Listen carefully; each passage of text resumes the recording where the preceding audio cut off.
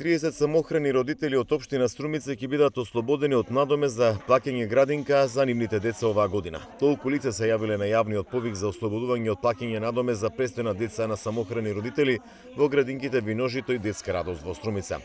Тие ќе бидат ослободени цела година, зашто општината има обезбедено средства, истакна Нела Масалковска од општината, откако на конкурсот можеа да се јават самохрани родители доколку еден е починат, непознат или станува збор за дете од разведен брак.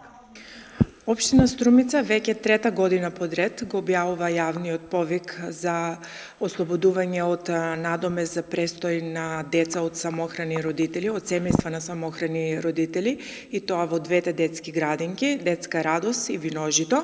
Така да оваа мерка е многу значајна за нашата општина, бидејќи со тоа ја покажуваме преголемата заложба кога станува збор за ваквата категорија на лица.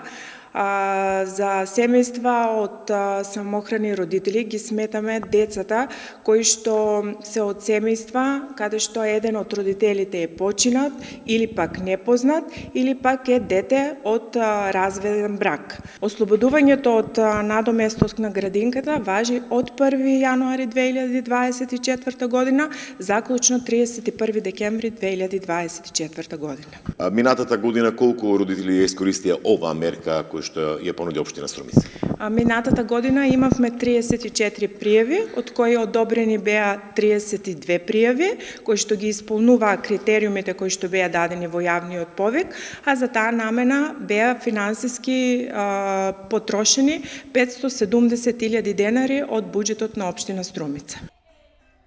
Ова е трета година поред како општината возможува поволноста може да ја користат невработени или родители кои имаат плата пониска од просечната месечна нето исплатена плата во државата за сместување на деца во детските градинки Детска радост и Виножито во Струмица.